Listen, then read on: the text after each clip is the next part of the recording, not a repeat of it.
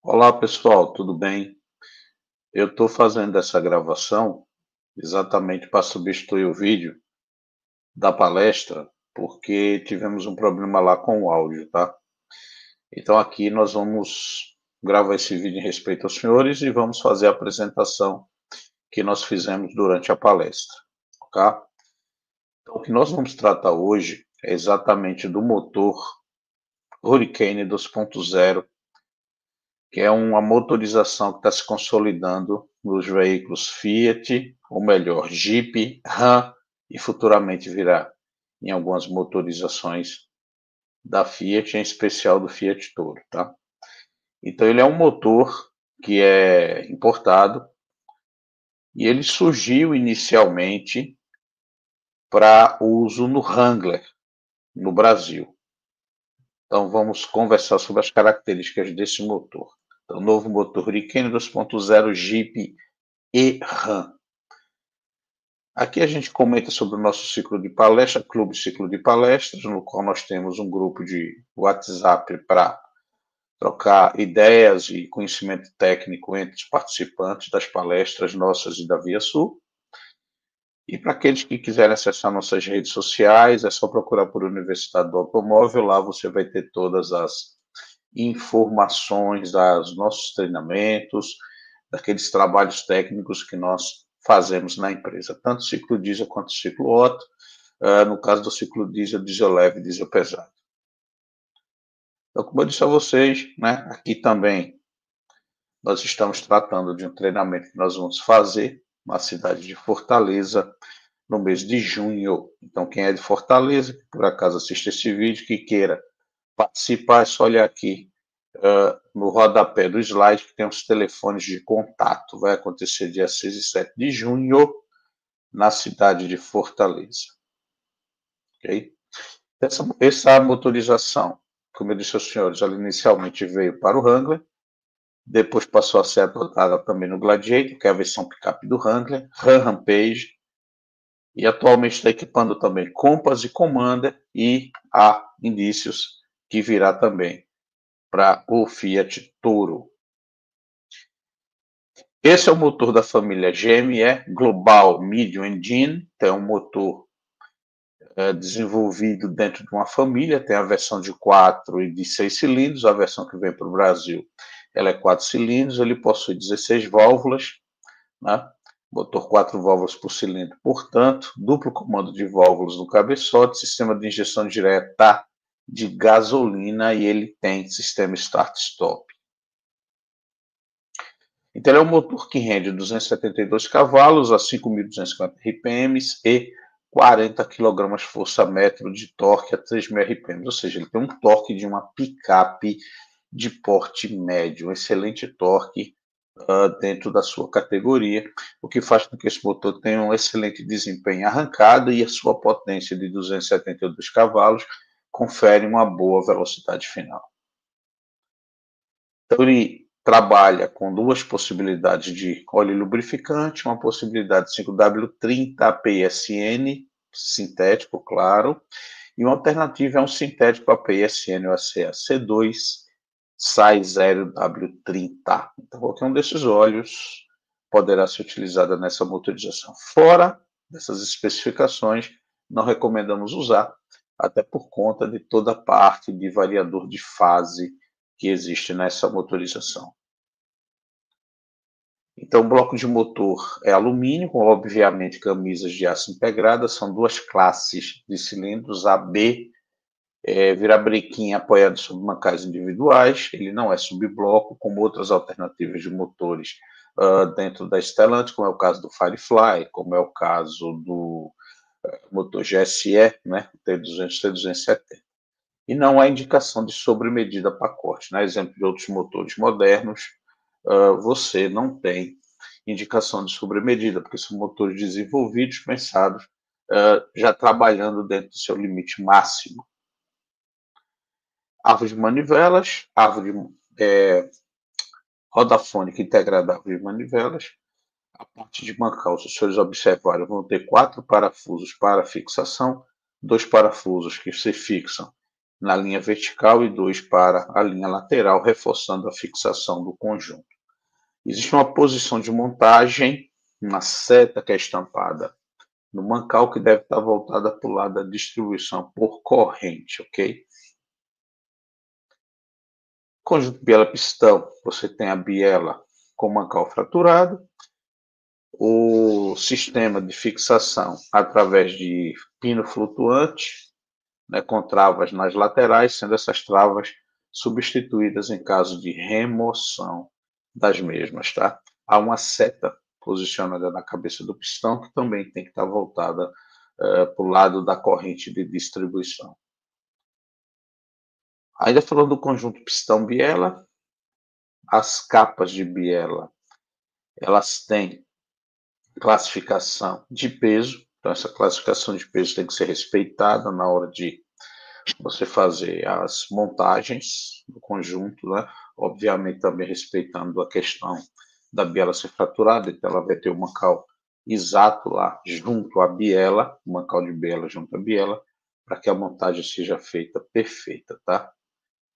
Existe uma referência, essa referência da indicação de peso, ela tem que também estar voltada para o lado do conjunto pistão, para o lado da seta do conjunto pistão, ou seja, para o lado da corrente de distribuição.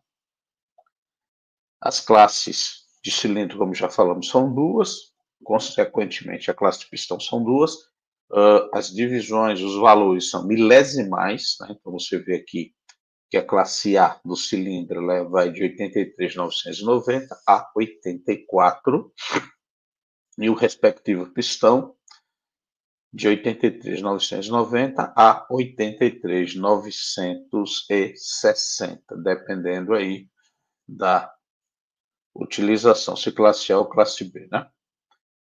Quando a gente fala de bancais fixos do virabrequim, ou seja, são os bancais do virabrequim, são 5 possibilidades de classe dimensional.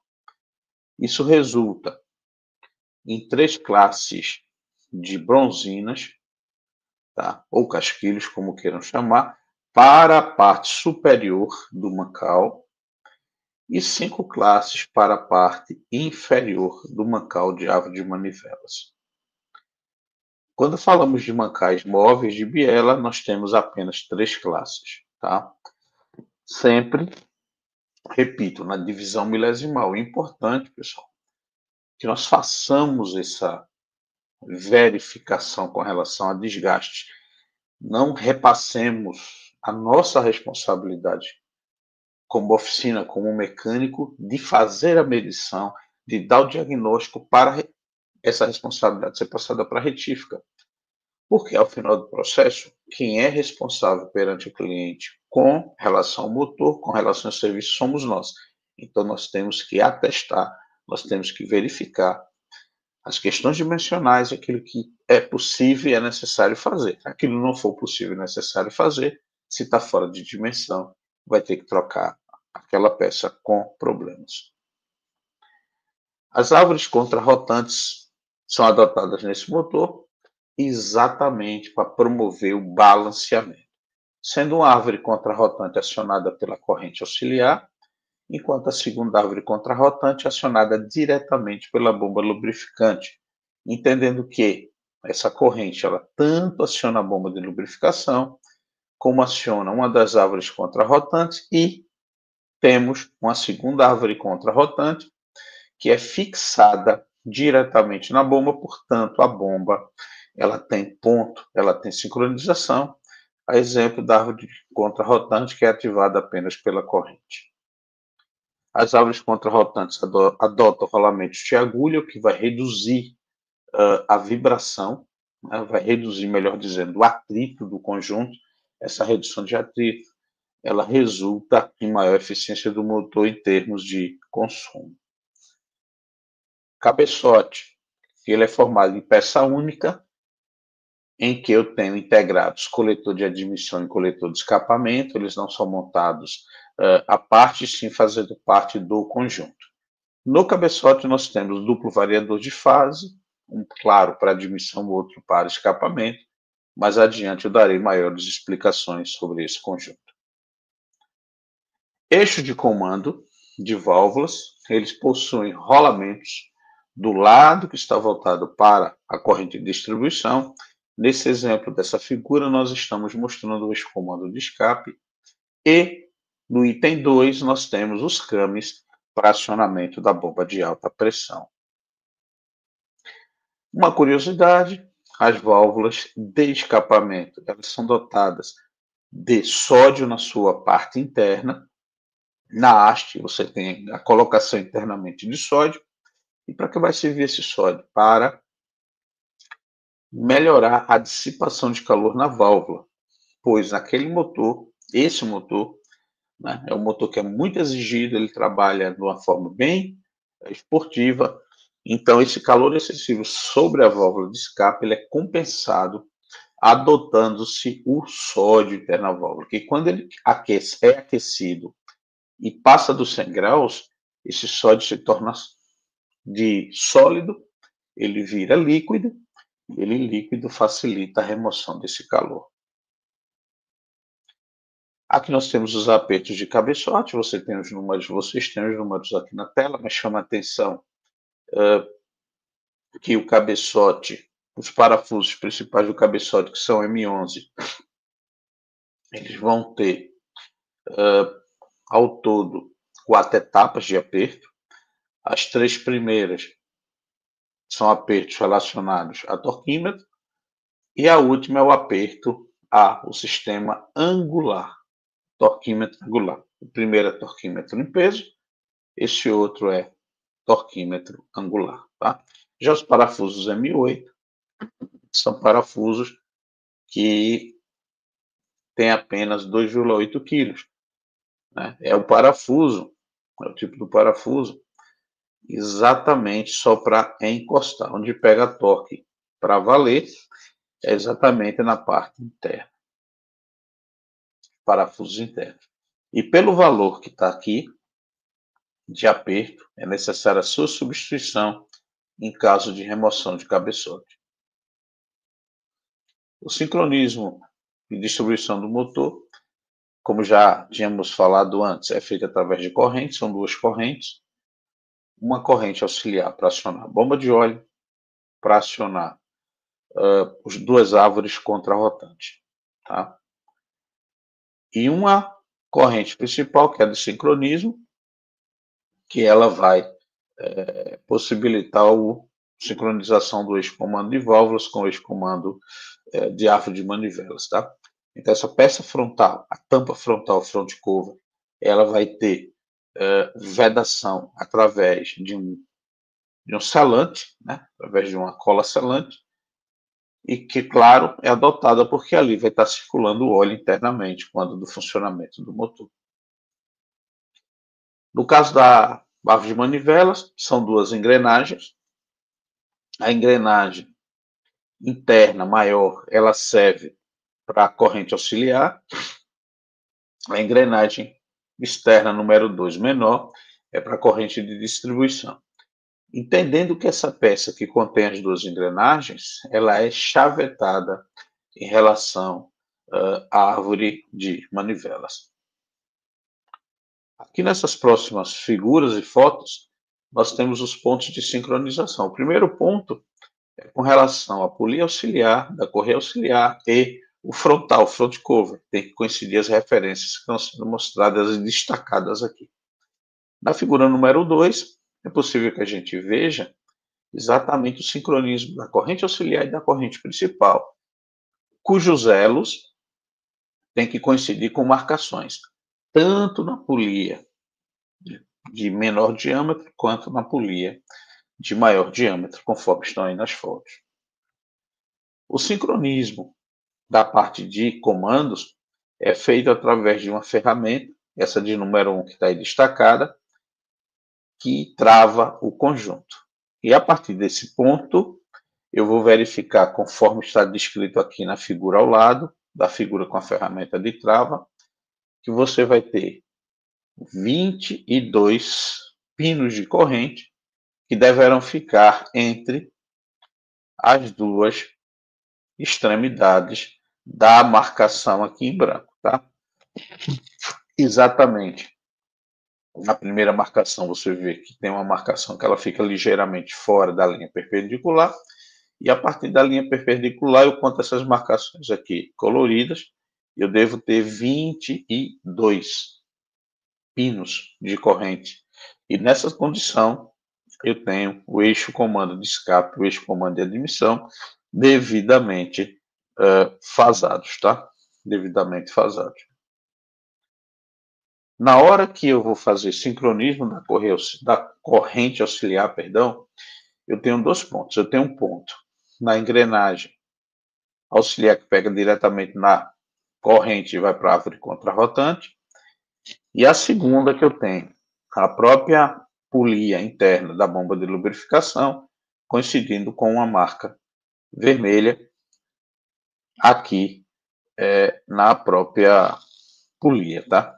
Então, parte interna, ela tem que coincidir aí com a própria polia, que é a engrenagem, ou melhor, com a própria engrenagem da bomba de óleo, pessoal. Tá? Referência aí, a engrenagem da bomba de óleo. A carcaça da bomba de óleo é referência. Já o eixo contrarrotante que pega diretamente na bomba, vão existir duas ferramentas que estão aqui listadas no nosso texto para que seja feito o sincronismo desse conjunto, formado pela bomba de lubrificação e árvore contrarrotante.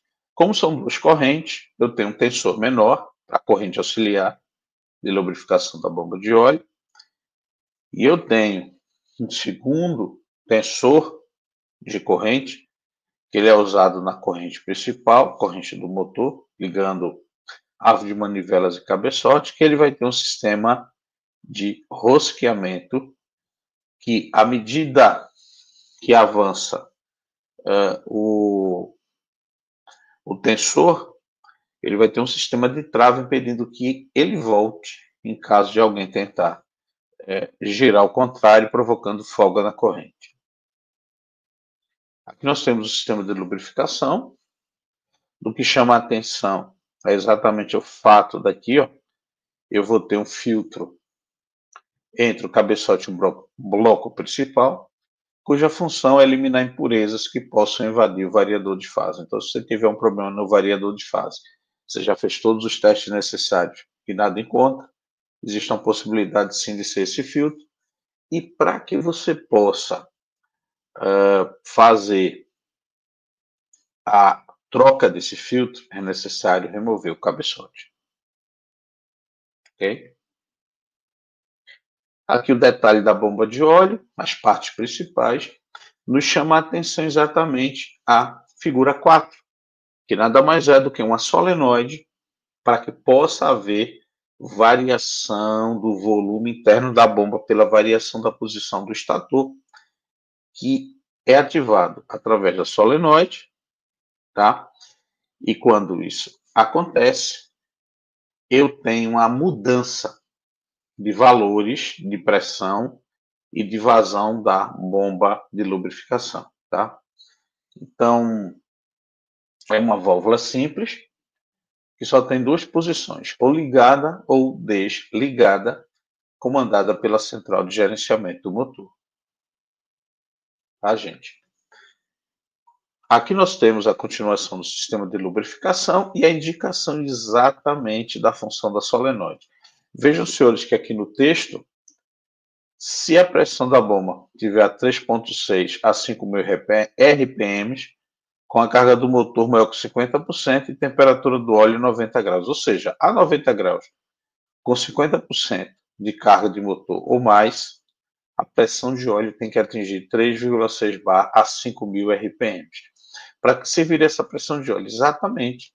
É a pressão de óleo quando a bomba está, ou melhor, o motor ele está sendo exigido ao máximo. Nessa condição, a solenoide que estaria ligada enquanto o veículo estivesse em marcha lenta ou cargas baixas, ela é automaticamente acionada devido a ter chegado a esses valores, né, de carga, e aí ela é acionada, ela é desligada, e ao ser desligada, ela vai deixar a pressão subir, atingindo esses valores que eu já citei, estão aí na tela.